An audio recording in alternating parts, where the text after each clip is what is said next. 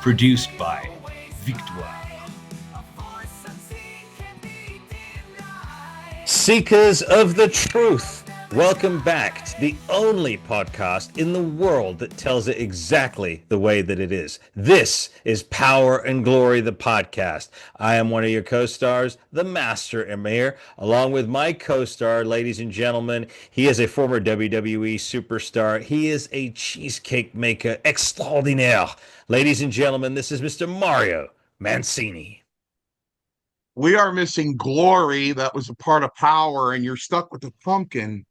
So, Mar- but I think we have something very interesting to discuss here, which I have a lot to say about. So, and I what I want the viewers to do on this episode of Power and Glory, as I discuss this, I want them to close their eyes and just imagine.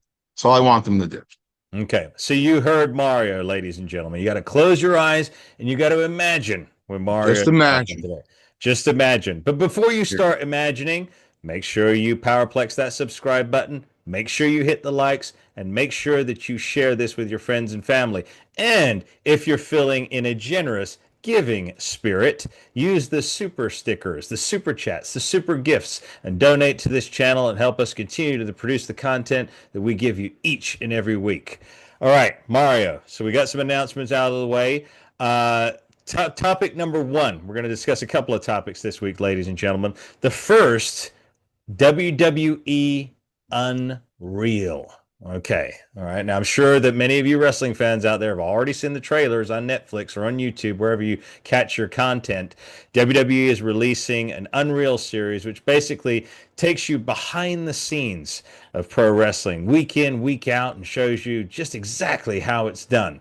So, already as I'm speaking, Mario, I'm kind of feeling, misgivings about this entire situation. We know, Mario, that the business has been exposed time and time again, but never to the consistency that will happen now. So you've seen the trailer, Mario. I want to hear your take as a former WWE superstar. What do you think about this Unreal series? When you're sitting in law school and you're taking evidence along with constitutional law is probably one of the hardest. Evidence is the hardest class in law school because there's 33 exceptions to the hearsay rule. But if you're going off a police report that a police officer wrote, that a witness gave a statement to, you know what I mean? The writing of the police report itself is hearsay. Mm-hmm. The police officer transcribing what somebody else is telling them is hearsay. So what's that called in law? It's called totem pole hearsay. It's like hearsay within hearsay. Okay. For me, the show is like a work within a work. You know what I mean? It Okay. might be a work within a work. Listen, if it's true in above, it's going to pass the smell test. Um, I think it sucks. Mm-hmm. There is nothing left sacred to the wrestling business. That's like David Blaine making a 2-hour special going, I'm going to show you how I do everything. You know what I mean? And some people will be interested, and some people would say, well, I really don't want to know because I like the illusion. You know what I mean? Yeah. So, I'm really not a fan. The people that I was in the wrestling business with are turning in their grave. Travis Ordendorf recently put on TikTok a portion of my stretcher match with his dad, Paul Orndorff. Mm-hmm. And they had a cut of a podcast I was on as I'm describing it. And again, you go through these steel doors, and you walk down this flight of stairs. And I'm not kidding. It's at least 60 yards to the dressing room. At least. Mm-hmm. It's a long hallway. So you're walking down that hallway and you're passing police officers and EMTs and people that know people that work at the arena down there.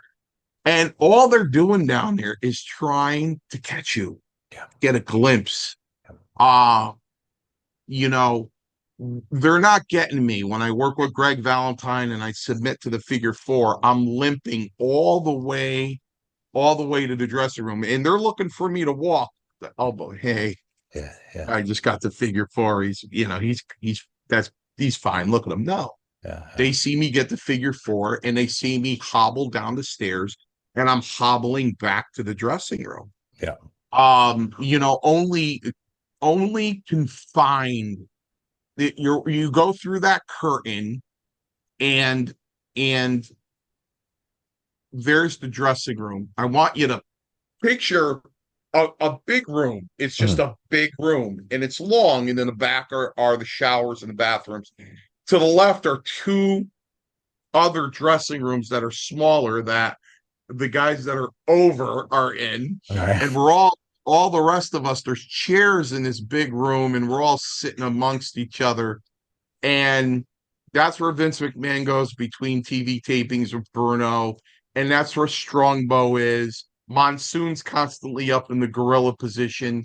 That's where Strongbow is. That's where Pat Patterson is. That's where Jack Lanza is.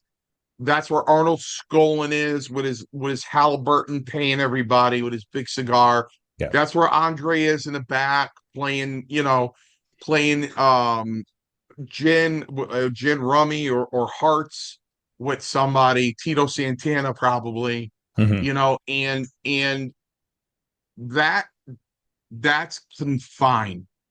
God forbid if anybody opened up that curtain that shouldn't be here, somebody jumped right away and kicked them out. Yeah. And it was sacred. I've told the story before, even that match with Ordendorff when I did the stretcher, I was out. I was out until they took me around the corner of that big room where there was a little hallway and set the stretcher down. And I heard Strongbow's voice going, "You can get up now, kid." And I opened up my eyes and he goes, "Yeah, you can get up." And he said, "You can't work anymore tonight," because it was the first hour. He goes, "You can't work anymore tonight because you did a stretcher. So go get paid, hit the showers, and go home." Okay. I said, "Okay." And he goes, "Go out the back way because I don't want anybody seeing you walk out on your own. I don't want anybody to see it. So make sure you use the back exit to leave." Yeah. My point is that's how careful we were. Yeah. The bad guys rode with the bad guys. The bad guys roomed with the bad guys. The good guys drove with the good guys. The good guys roomed with the good guys. That's why it was such a big deal when Duggan and Sheik got caught in the same car together. Yeah. That's why it was national news. It was a big deal because a heel and a babyface were in the same car. It was sacred. It was sacred. And little by little, they're stripping the entire business of that, and they're totally turning it into something else. And I knew it. I knew it. I was almost right. You know what? I'm gonna call champions. They're not born in the gym. It starts from the inside and it works its way out. Do you feel it more difficult to obtain muscle? Are you tired or perhaps depressed? Then there's a solution. Our brand new partner and sponsor, Care Aesthetics of La Quinta, are here to help you get restored to optimal health. Just use the contact information in this video and schedule your free consultation. Be sure to mention the name of the podcast, whether that be Power and Glory, Styling, Masterclass, or Hey Roma, when doing so. We wish you all the best in your road to optimized health. And now, back to the show. And I knew it. I knew it. I was almost right. You know what? I'm going to call myself right because when months and months before they went on Netflix and they first signed the deal, I said, you're not only gonna see pro wrestling, you're gonna see kind of like a Soprano series. Yeah, You're gonna see, if you remember me saying that, I I do said you're remember. gonna Yeah. yeah, so you know what? I was right. And I was hoping it was the day in the life of these guys.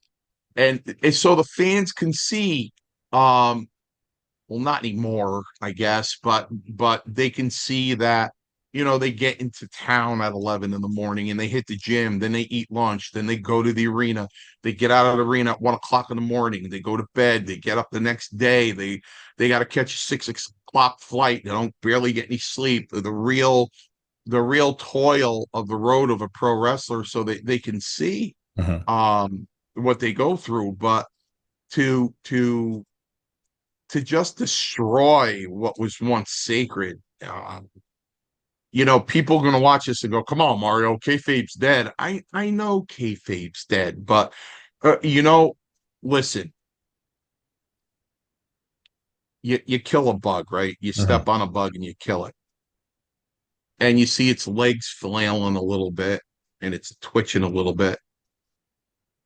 Does that mean you have to stop it a second time and crush your foot back and forth so you make it a piece of the pavement? You already killed it. Yeah, yeah, yeah, yeah, You already killed it. yeah, yeah. So it's like, I don't it doesn't impress me. There's nothing, nothing they're trying to turn it into something totally different. You're not able to say wrestler anymore, Uh-huh. on the with the WWE. Pretty soon it's just going to be called WWE Entertainment, and the words professional wrestling will be gone. Uh-huh. You Uh-huh. know what I mean? So what is wrestling anymore? What is it anymore? I think you hit the nail on the head. And of course, as you know, Mario, a huge part of our demographic that tunes in, week out, are in the demographics of 35 to 60. So they grew up watching the wrestling business the way you and I knew it and the way we love it and the way we respect it. But to the point, and I'm totally, with you, Mario. I think, again, there's an excessive amount of reveal which can actually end up doing more damage. Because again, you can find Hitman Hart wrestling with shadows, you can find all those, but at the end of the day, even in that, I think Brett, I mean, I don't know. I mean, I don't know if he was working or shooting or whatnot, if it was a blend of both. There was still the mystique was kept. It wasn't a total and utter reveal. You didn't say they weren't showing segments where the guys are practicing a promo, then they go out, they do the promo, and then they come back and shake hands and hug. You really are exposing it to like you said, like if David Blaine were to come out and expose how he did every single magic trick. You got to wonder, would then your audience roll the dice and want to keep tuning in, week out? Because now it's like the Wizard of Oz, right? Once you peel back the curtain, it's like, okay. But now, to be on the other side of the fence, though, Mario, some people, I'm sure many watching this podcast will argue, well, they do behind the scenes of TV shows and movies. What do you say to that response, Mario? Well, I just watched Jaws at 50, the documentary, and it was great. It was great. And they went through the difficulties they had. The shark didn't work 75% of the time. It was frustrating. It was cold. Yeah. There were personalities that didn't get along. I get it. Mm-hmm. I get it. The budget went over. They wouldn't write them any more money. I understand. I get what the fans will start to say about that. But Yeah. you know, you can go, like I said, behind the scenes without without really giving up the whole thing. I mean, you brought up Bret Hart. Mm-hmm. Bret Hart is like Bret Hart's the Elvis Presley of professional wrestling.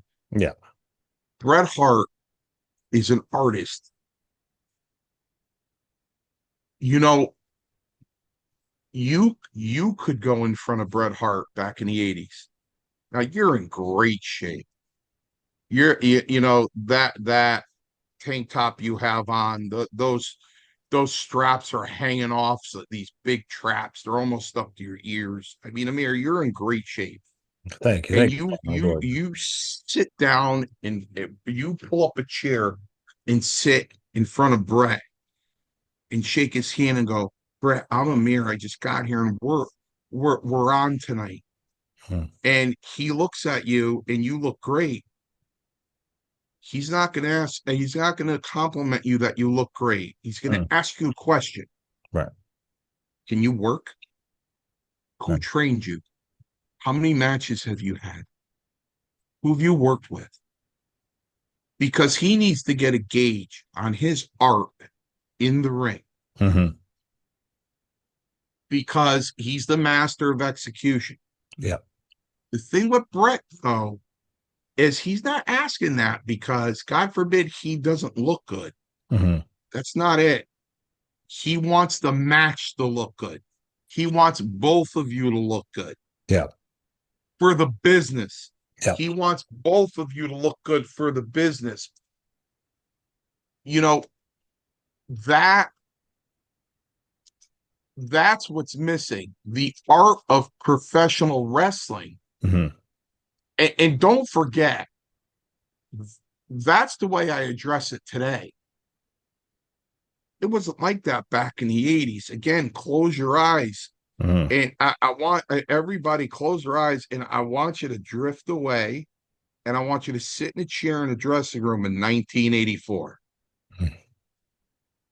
Here's who's walking around: Greg Valentine, Paul Ordendorff, the Wild Samoans, Roddy Piper, Jimmy Snuka, the Magnificent Morocco, Big John Studd, me, Steve Lombardi, the Moondogs, SD Jones, Iron Mike Sharp, the Junkyard Dog, Tony Atlas. All of these guys are walking around. Tito Santana, they're all walking around. Mm-hmm. You're in the dressing room with them. Mm-hmm. Not one of them was an entertainer. Maybe Hulk Hogan, and I don't think he considered himself at that point an entertainer. Mm-hmm. These men consider themselves wrestlers. Right. Right. They were wrestlers. Billy Jack Haynes, they were all there. They considered themselves wrestlers. And it was a kayfabe business, but it was a rough business. Mm-hmm. You know, the one guy that broke my nose, my second professional match as a welcome, was also walking around there. David Schultz. Yeah. You know, that guy was not an entertainer. Mm-hmm. He was a tough professional wrestler. He was a tough fighter. He was a tough individual. He was as close as his gimmick as probably anybody in the business other than Savage. Mm-hmm. He really was who he was. You know, when he talks to me to this day, he'll call me on the phone to this day. Hold on, boy. Yeah. How you doing, boy? Yeah. How's everything with your life? You doing good? I'm like, yeah, Doc, how are you? Oh, I'm good, boy. I'm down here in Tennessee, but he is who he is. And if you looked at him the wrong way or something went wrong in that ring, you paid the price. Even Paul Roma himself, if you gave him a certain stare, Mm-hmm. he was ready. He was going to take you. Yeah. He was ready. He was ready. These were tough guys. These were not. These were not. Hey, they understood. You got to know the difference. Hmm. They understood the wrestling business. We understood. I just have to try to make it as clear as I could. Yeah. We understood the wrestling business. We understood the predetermination of it. Hmm. We understood the pecking call in the dressing room, and we understood what was going on. But we honestly did separate it when we walked into the ring and that bell rang. We got it on. Yeah. And you know what? You constantly heard after a match, I hit you a little stiff with that. You okay? Oh, yeah, I'm fine. Yeah. Yeah. You know what I mean? It was anybody would ask me, you worked with Brett several times. Was he stiff? I go, no, Brett wasn't stiff. Brett was snug. Hmm. Yeah. Yeah. You know what I mean? You knew he was there, and you know what?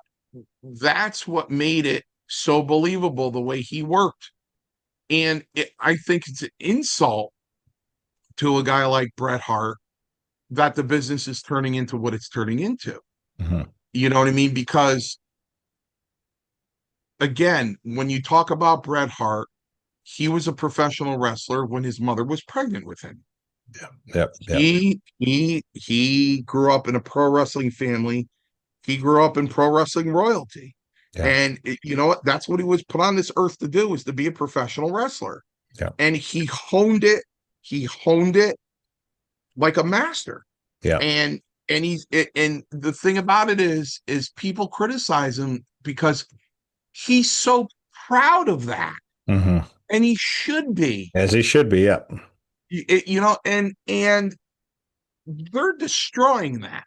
Yeah, it's interesting. The more you talk, I didn't realize we were going to go into this topic, but it's true. There's almost like a tear in the fabric of pro wrestling right now because you do have a huge contingent who are like, "Oh no, this is the way it is." Like you were saying, "Oh, kayfabe's dead. Who cares?" Etc. Etc. But then you also have this. I see at least there is a resurgence of a part of the business and maybe a part of fans who want to maintain what was in the past and bring that back. Because again, it's like you said, these guys were professional wrestlers. They believed in what they were doing and they went out there and they sold it. In comparison, you see a lot of content today where the guys are only going out there to do one high spot, which they hope will go viral on social media, which holds no bearing to the story of that battle in that match whatsoever. And then you're having also these matches where someone delivers a power bomb. Now remember the power bomb from Sid Vicious, Sid Justice. Okay, so someone delivers a power bomb and they just stand up. Like this is the ridiculousness of now. A lot of some of these younger talents who are not getting trained correctly. They're not understanding the business and they're not respecting it on that level. They're not. Yeah, yeah, yeah. Jake the Snake Roberts. Yeah, Jake Roberts. Yep. They said, Jake, how do you feel now on your DDT? That's just something basically people kick out of today. Yeah. He Yeah. goes, I love it. Hmm. I love it. They Hmm. go, but that was your finish. Why would you love it? He goes, they can kick out of it all they want Hmm. because that means I get the reputation of, well, nobody kicked out of it when Jake did it. Very true. Yep. That means I must have did it the best. Yep. Yep. Yep. Right. Yep. So there's another guy. No matter who does a DDT, he said anywhere, when they see somebody do a DDT, they're going to say Jake the Snake Roberts. He goes, and that's all I care about. You know what I mean? And he's proud of that. Hmm. To think that he had somebody in the front face lock and he tripped. Yeah, that's how it was. That was it. Right. So you know, I wish they would reverse it. And it's easy to do. Hmm. It's easy to do. They do this show on Netflix, and they make it so believable going into people's personal lives that they get heat amongst each other, even if they had to take some real shots to the face. And hell, Terry Funk cracked me one time, and we got back there, and he goes, "Sorry, kid, the camera got a little too close." Boom! I said, "Oh, what?" I had those like a cartoon. Those birds were flying around my head. Yeah, yeah. Even if they had to whack each other in the face and go, you know what, that doesn't look like a wrestling punch, and really have people going to court, marriages breaking up, and then they face each other in the ring, and they could actually reverse it and bring back kayfabe. They could. They could. It's very easy. In fact, we had on McCallion and I had on Paul London. I'm sure you've met Paul. I'm going to try and get him on with us in a couple of weeks. But and Paul's very very keen on bringing back kayfabe. And like you said, Mara, it can be done. It It can could, quite easily. yeah, Because you don't know what is reality and what is fantasy. But outright making everything fantasy is definitely, in my opinion, like I said, I wasn't there when you guys were there. I haven't even been there in this part of my life. I want to get there. We're working there on the circuit, but I feel as well that that was something that was sacred to me in my childhood. Just this again, because I'm speaking from a perspective that you weren't able to see necessarily because you were in the thick of it at that time.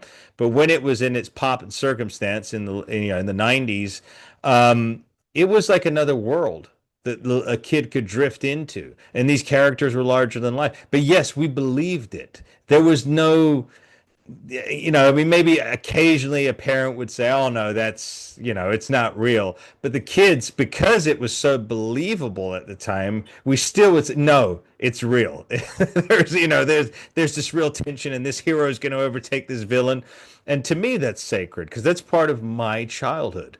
So when you start messing with all these, I mean, think about all these things that have been exposed now in life, Mario. I mean, Mario, my gosh, let's switch out of wrestling for a moment here. All the things in life that have been slowly but surely stripped away from us. Shopping malls are diminishing. CDs gone. DVD, VHS gone. The movie theaters pretty soon, I guarantee, will be gone. You've got all these things that road atlases, books for look at the kids. They don't take notebooks to school anymore. They take tablets, right? They got computers. Um, all these things that are getting stripped away, and the magnitude of choices you have now, right? It's like, it's sad. Like, what is sacred? What's left that's sacred? I mean, my gosh, I mean, do not go after our holy Bible. Do not go after Jesus Christ, because that's the only thing left that is sacred in this world. That's it. That's it. yeah. I mean, when I sit in my recliner and I start scrolling, and that TikTok comes up and it says Christmas at the Mall in 1984, and it's a minute video. I mean, I can brush the memories away from, they're so thick. It's actually depressing because you know it it it was a different world. It was a better world. Yeah. And as I say to my classmates when I go to a class reunion, I go, you know what? The stuff we did back then was so serious, so serious. It was so much trouble. The stuff we did back then, and you look at it today, and what we did was very trivial Yeah. Yeah. compared to today. Yeah. And it's like when people talk about marijuana, I go, you had to smoke two joints with a roach clip back in 1982 to get high. Yeah. I go, today you go and you're gone. Yeah. Um and it's been, you know, it's been 42 years since I done that. So, but from what I see with the vapes in the laboratories and all this other stuff, um but yeah, yeah. So listen, I'm sad. I walked into Rite Aid it last week down the street from my office. I go, the truck nuts show up here. I go, half your shelves are empty. She goes, we're closing. We're going Wow. out of business. Yeah. Everybody's going and you see that stuff again on TikTok. Remember KB Toys, remember Toys R Us, Yeah. remember it's gone. It's Gone. gone. It's It's gone. it's Listen, I know everything has to evolve, but mhm. um pe- people don't realize it. And this is why it's going to be successful, because the demographic of, I don't know, 12-year-olds to 25-year-olds, Mhm. they're going to dig it because it's all they know. Yeah. They don't know any better. They don't know, if they went back to 1983 on YouTube and watched the cage match between the Magnificent Morocco and Jimmy Snuka, they'd probably be bored. They'd probably X out of it in the middle. Yeah. And in me, I still have that on a VHS tape. Yeah. I recorded it when I was 17. I still have it on a VHS tape. That's incredible, Mark. The Um, same yeah, one, the same yeah, tape. the Wow. original cage match. I hit the record on the VCR and I recorded it that night. Wow. Um, it's something I want to give people homework when it comes to the wrestling business, though. I want you to watch every interview you can watch with Bruno Sammartino. Okay. He'll never give you anything. Okay. When Bruno talks about the wrestling business and his matches, they were fights. Yeah. He will give you nothing. Nothing. He will not say, "Oh, this guy was a little stiff. I this and that or that and this." He'll say, "When I wrestled Superstar Billy Graham, when I wrestled, and he'll say, I didn't like this one and like that one." He will give you nothing. They're Yeah. great interviews. They really give you that old fashioned wrestling feeling. He doesn't give up anything, Yeah. and it's just they're trying to turn it into anything but professional wrestling. Yeah. Yeah. To me, that's what it's looking like. It's looking more and more like that. You see, obviously, pockets where the old wrestling does exist, especially with Billy Corgan, the National Wrestling Alliance, the NWA. You do see that a little bit in AEW. You do see that here and there on the indies as well in some places. So that it does exist. It is there. I'm hoping that we do see a resurgence because if the business does just turn into that, which is basically clickbait, let's just call it what it is. That's all it is, cheap clickbait, cheap pops. Then the thing is that the foresight they're not having is you can't have long form storytelling. And without long form storytelling, you're not going to get the consistent engagement. You're not, because I'm not going to tune in to watch this week's episode. Why should I? There's no ongoing story. Who cares? I may as well just watch a frigging clip on Instagram and be done with it. Right? They're molding the new generation of fan. Yeah. And the problem with guys like us is, we'll never take to it. No.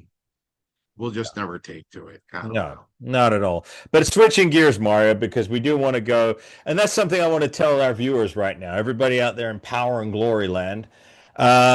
We're going to go in a different direction here on Power and Glory moving forward. That means you're going to get a little bit of wrestling and you're getting a little bit of outside of wrestling stuff because, quite frankly, we feel like we don't want to insult your intelligence. Remember Vince McMahon when he said that. So, but no, we don't want to be like Vince McMahon, but we do want to give you something extra to think about, to talk about, because there is other things outside of professional wrestling, and we're going to bring them up right here. So, Mario, you mentioned to me at the top of the hour before we went on the air that you were going to bring something up, and we were going to roll with it. So now the platform is yours, Mr. Manson. And everybody needs to know Amir here, the fine producer and co-host here. I didn't even tell him what it was, and that's No, the truth.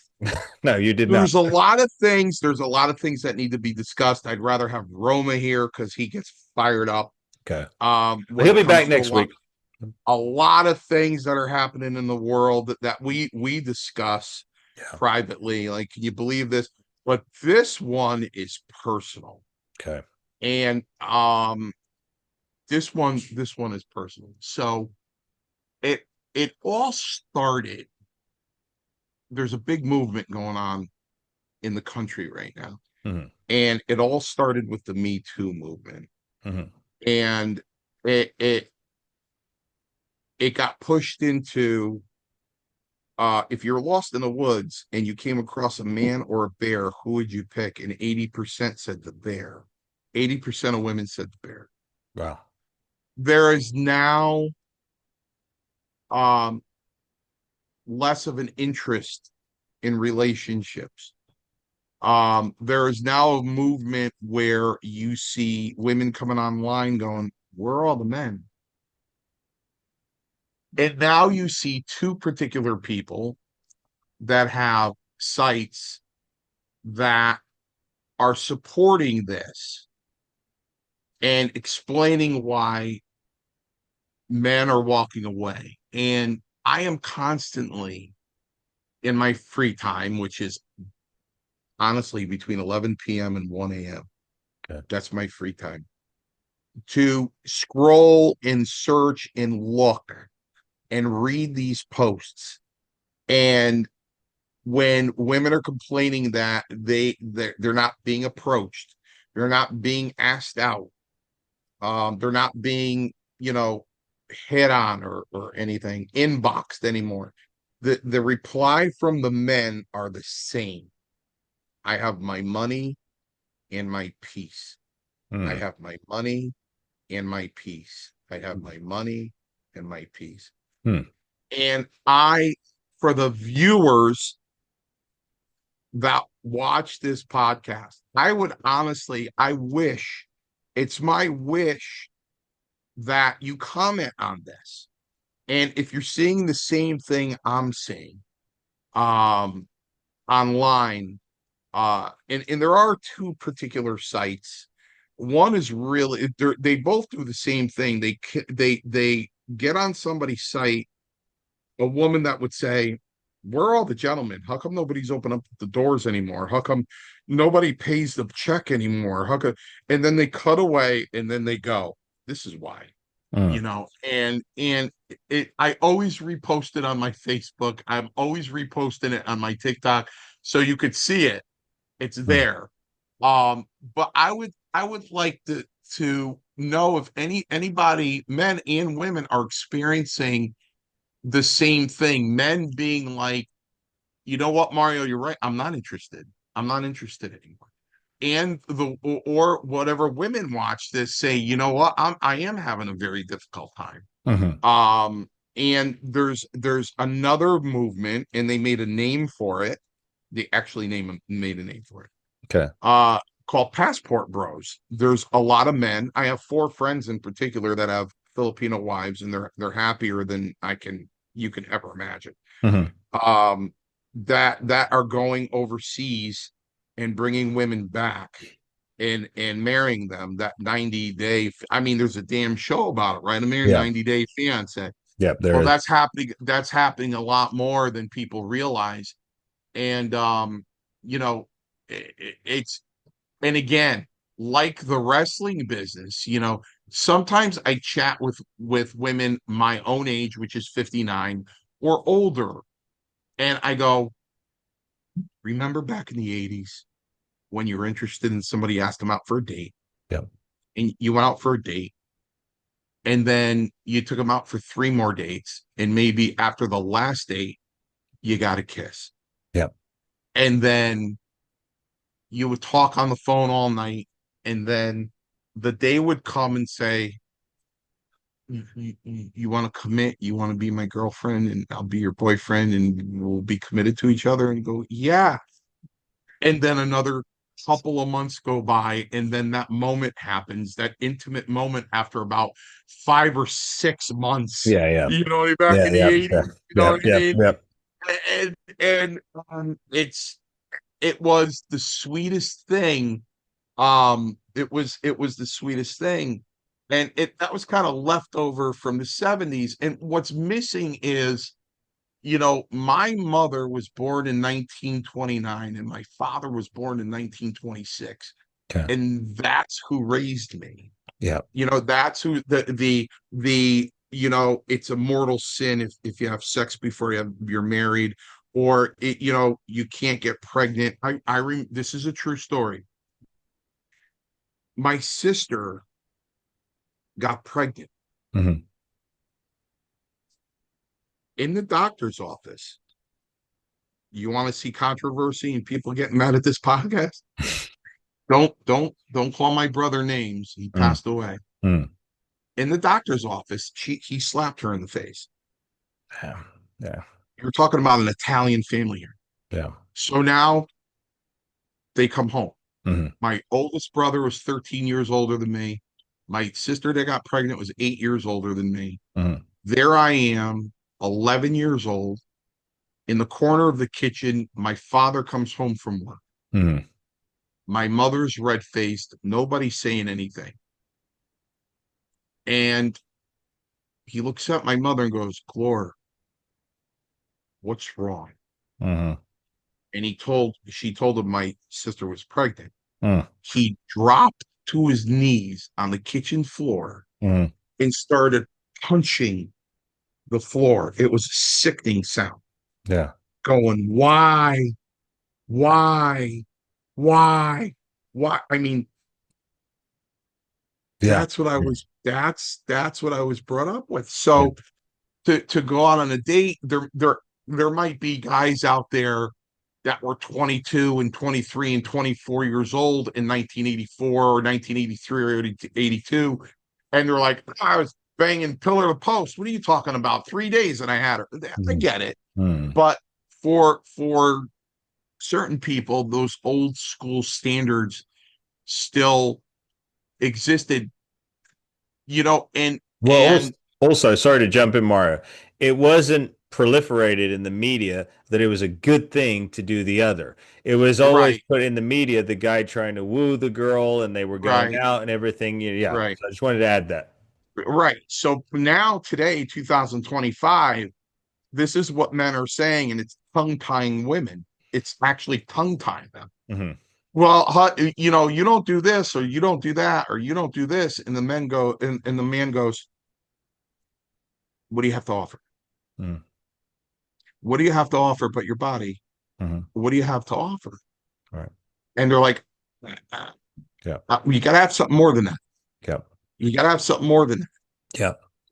One narcissistic woman on one of the posts that I read, and I actually clapped in my seat and started laughing Mm. when she said, "Well, here's a picture of me. Hmm.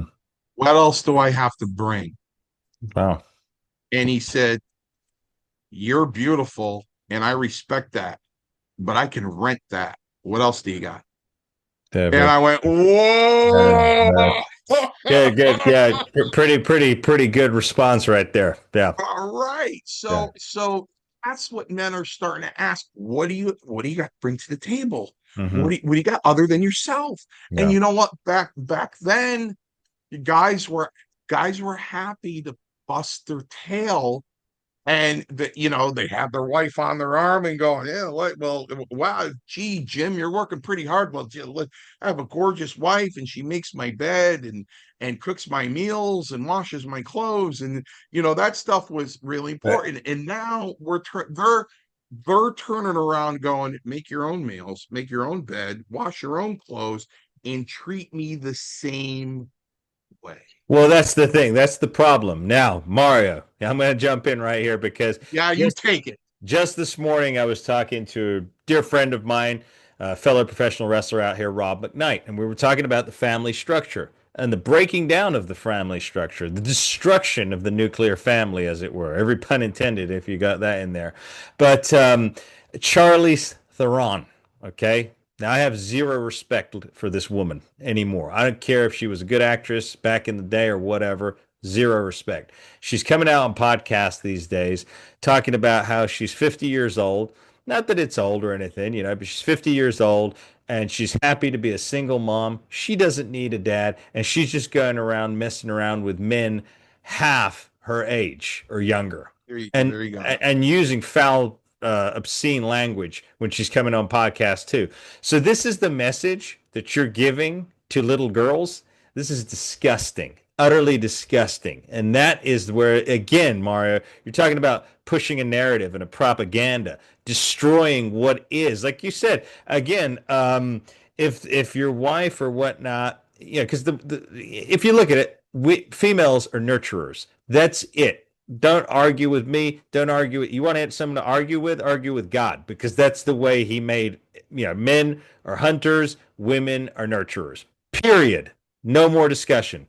So you've got that. So if you've got a wife or whatnot who doesn't give a crap to help you in any nurturing whatsoever, then you may as well just be renting a place with a guy friend because there's nothing, like you said, there's zero benefit out of it other than passion. That's it. There's no more, there's no benefit whatsoever. You're not learning. Iron is not sharpening iron because you're not getting the nurturing perspective. But then what happens is then the man is going to become resentful and he's not going to want to do and help this woman anymore because it's our natural instinct. Am I wrong, Mario? No, because listen, my man there that I watch, um, he had a video up of a woman trying to get lug nuts off her tire in the rain. And she's going, not one car will stop, what not one man will help me. What? And then he'll cut away and go, what do you mean? All of you said you don't need us anymore. You don't need a man.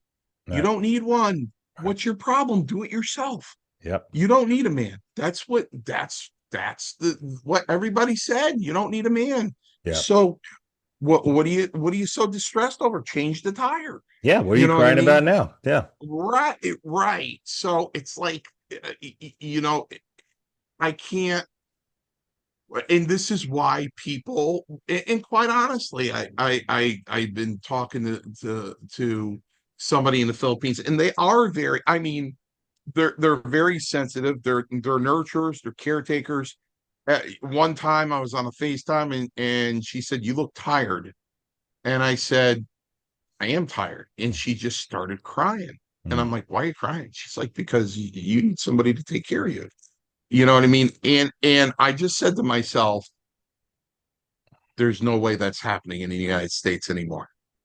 There's just no way that's happening here any longer. It's just not. Somebody put up, I wish I screenshotted it. Somebody put up on a TikTok today the divorce rate between men and women where were was 49%. Divorce rate between men and men was 29%, and the divorce rate between women and women of marriage was 72%. Yeah. And at the bottom he said, well, who's the obvious problem here? Hmm. So Yeah. when I tell you there's a movement out there, if you guys have a blind eye to it, start paying attention to it, because it's really big. Oh. And and who's taking advantage of it are these dating sites. The dating sites are now ruined. You can't find a dating site with real profiles anymore. You can't.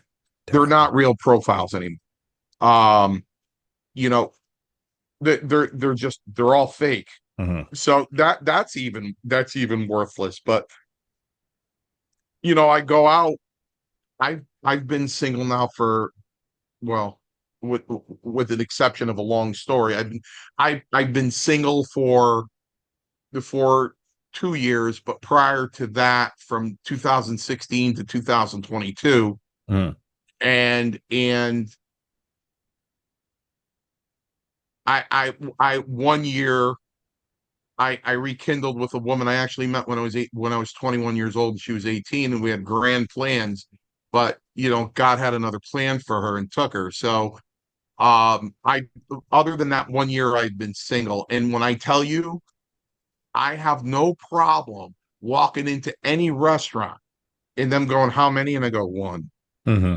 And I sit there and I eat a meal and I just people watch. Hmm. And I just people watch. Hmm. And, there'll be a table of four women, maybe a little younger than me, and, going out, and I'll look at their left hands and there's no rings there. They won't even look my way. I went to a restaurant supposedly for my birthday with my partner at work at the law firm. Hmm. He brought me to this place that was so packed, so packed. It was, excuse me, sir, I gotta get by. Excuse me. There was no chairs at the bar, Yeah. nothing. It was sardine land. Yeah.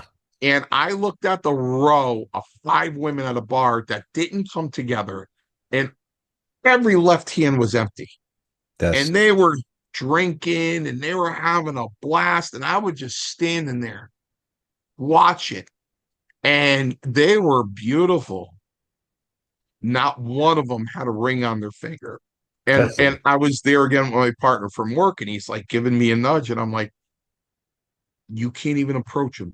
no, that's that's a travesty, Mario. To the benefit of the viewers too, I do want to state this because Mario, you said like a blanket statement, a generalization.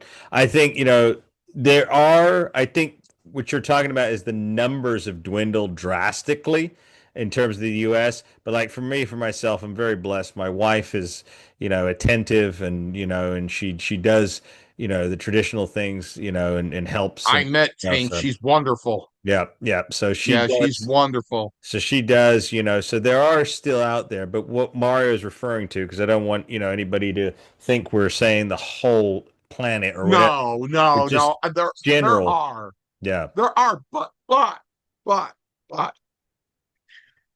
the comments, the comments that are on there, a guy came on and he said, I'm a good man.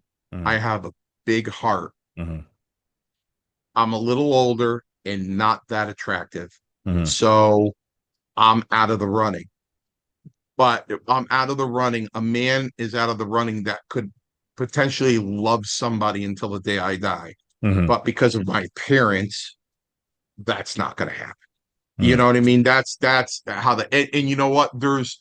You're right. I'm sure there are still women out there that'll maybe watch this and go, you know what, Mario, you're wrong. Hmm. You know what? Because I'm dying to take care of a man. I want to, you know, basically, you know, when when my own daughter has a problem with her relationship, the advice I give is this: when you have two people, if two people could put each other first, Hmm. each put each other first, it's going to work out. Hmm. But when you have one that's taking and only one that's giving, it's not going to work out. Hmm. Both have to put each other's needs first. And they're so fast to run away these days instead of sitting down and going, hey, let's work this out. I mean, the couple of short-term relationships I had were where I didn't like things. I didn't go into my phone and start talking to somebody else. I brought Right. them into this very room I'm sitting in now, Yep. and I said, have a seat. Yeah. And they sat down, and I Right. said, listen, this is what I need. Yeah. And they went, and it wasn't unreasonable. And they said, yeah, I'm not going to do that. I said, okay, so what you're saying is you won't compromise for me. And they went, no. I said, it's just, this is over. Yeah. Yeah. Yeah. I sat down and I talked. Yeah. I Yeah. said, this is what I need. And it was flat out denied. Yeah. I was denied what would make me happy. And I said, okay, well, there's no reason to go forward. But I didn't stay silent. I didn't sneak behind anybody's back. I didn't, it's all about communication, what each other's needs are if they're not being met. And it's about putting each other first. And it's a lot about empathy. The more I live, it's amazing, Amir. The Mm. more I live, I start meeting a lot more people in my life that don't have the ability to have empathy. It's All right. amazing. I know it's crazy. We're living in I happened to see something earlier and the term fallen state. It's a fallen state. It really is. We are living in scary times. You said the 80s was great, and it is. It was. It was a great time. Even a little bit of the 90s. The world was different, and it is sad. And now I want to reach through this camera to all of you, our loyal viewers. Listen and take to heart what Mario is talking about today, because obviously you can hear passion here. We're both passionate about this subject because this is the future we're talking about. We co-inhabit this planet, so don't make it more miserable for us all to live here. Make it more pleasant. Take some of those ideas we talked about, Mario shared with you today about relationships and whatnot. And also, Mario, I wanted to bring back to that because the natural programming, as it were, for a female, because they can bear babies, children, is to be a nurturer. So anyone who goes again, it's like a guy. His natural instinct is to set goals and achieve them. Hunter, gatherer. Go out. I'm going to hunt the game. I'm going to bring it back. I'm going to get it, right? That's a natural drive for a man. Once you start denying who you are, your natural God given, things go very bad very quickly. And in relationships, they will end in misery every time. So, that's a thing. And on that note, Mario, I think we would be remiss if we did not mention and take this opportunity to mention our Lord and Savior Jesus Christ. Because everything you will ever need to know in life, and this is two gentlemen who are involved in the world of pro wrestling talking to you, pick up your Holy Bible. If you haven't, if you're interested to know who God is, pick up a Bible, read the Bible, understand where you came from and where you're going and who we all are.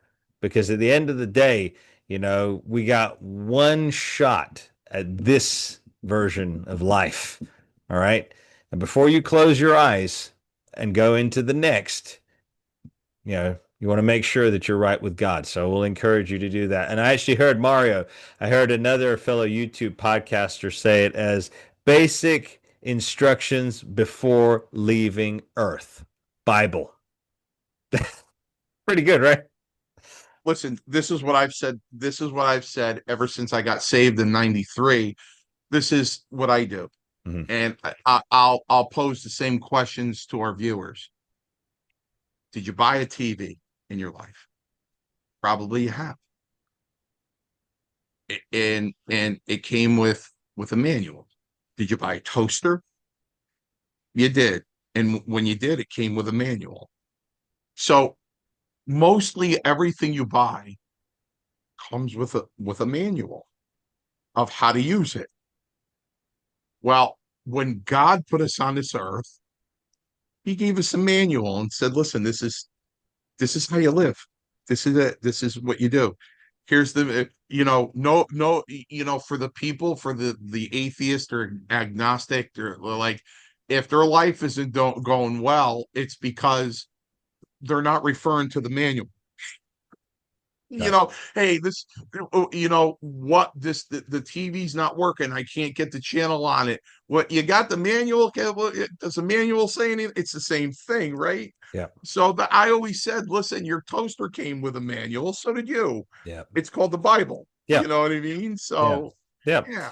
And what always strikes me, Mario, is the individuals who don't want to know where they came from. This is a mystery to me because it's like, okay, you wake up, you come out from the womb, you grow up, you have dreams, ambitions. Coincidences happen in your life that you cannot explain. You see the evil flailing around before you at every turn. It's clear as day, especially in this day and age now. You can't escape it. And if there is that much evil out there, people, if that really does exist, then the good and God really must exist. And I think we'll leave them at that, Mario, since we've come to the top of the hour here this week. But I will let you, Mario, you got any closing statements you want to give the audience? Well, I appreciate, the hybrid of the show. I think it's a good idea, but there are so many things. I talked to Roman today on the phone. We were talking about several issues, and I'll wait for him to get back for that, including Trump's makeup on his hand and all the other stuff. And yeah, that's another thing that's very sensitive to me that I feel very bad about. I have a friend of mine that, I met in 1976. I mean, next year is going to be 50 years, and I don't reply to anything he posts. He's a real big lefty, and I don't comment on his posts. I'm like, what am I going to do? Lose my friend to 50 years? Mm, What am I going to? You know what I mean? no. Because you look at it and he's posting anything he wants on there and showing his opinion, but the minute you give another opinion, you know what happens. Yeah. You know what I mean? That you're attacked. So it's like, I don't I don't we'll talk about that. And what I would really like these viewers to do while they're watching the podcast, what at least they can do, Amir, is Mm. wear the t-shirt. Yes. Yes. The Power and Glory of the Podcast t-shirt. Yes. I'm glad you brought that up because we've forgotten about that for a while. But we do have the Power and Glory of the Podcast t-shirts. They're available in all sizes. They are $45, including shipping and handling within the United States. Now, we're getting a lot of demand up in Canada. In fact, I was just on the phone. I got to give a shout out to our dear friend, Matthew Jacobs in Canada again. Hello, Matthew. Just speaking to him today. These shirts are available and we want to get them out to you. If you live in Canada, again, you've got to email us if you want the shirt. However, I am working on the Masters of Wrestling, the podcast shop. So pretty soon there's going to be a link on the channel where you can go click on these items and actually order them directly. So I'm working on that now. We're doing some big things here on Power and Glory, the podcast. We just partnered with Google, and so that's going to be kicking in a couple of days here. As Mario said, we're going to be kicking this show up a notch. I've already kicked over the other shows up a notch. If you go over and watch Masterclass, McCallie and I talked about Stranger Things this week. We didn't even talk about pro wrestling. If you watch Styling this week, we talked about the supernatural and overcoming evil and demonics. So you know what? We're just going in many different directions here. We're not going to separate completely from our professional wrestling base because that's what you check in to see. But we're also going to take you for a ride with us in other directions. And speaking of that ride, next week, Mario, I think I told you we're going to have Pastor Andy join us next week. So we're going to have some very interesting things to talk about with an actual church pastor. He is a wrestling fan. He was brought into his faith, I believe, via Nikita Koloff, I think was one of the ones who turned him to faith. Was in law enforcement. So he's going to be joining us next week. Again, we're going to pivot in some different tangents. Excellent. We're going to pivot in different tangents. We're going to give you fans something that you've never seen before. And again, speaking of never seen before, if you want to see us talking to Chris McCarville of the 80s rock band Dokken, you can go back and check it. I'm going to link it in the description of this video. And as always, make sure that you powerplex that subscribe button, hit the likes. Most important, share this video on your social media platforms. Get us to that magic mark where we want to be worldwide, not just nationwide, worldwide. And if you're at it as well, if you're feeling in the donating spirit, use the super stickers, the super chats, the super gifts. YouTube has put them into their program for a reason. That helps you, help us, the content creators, continue to produce and bring this amazing content to you week in, week out. And on that note, everybody, I am the Master Amir, and this is Mr. Mario Mancini. We're signing off. God bless each and every one of you. We'll see you next week on the podcast, the only podcast that tells it the way it is, power and glory. Till next time. Take care.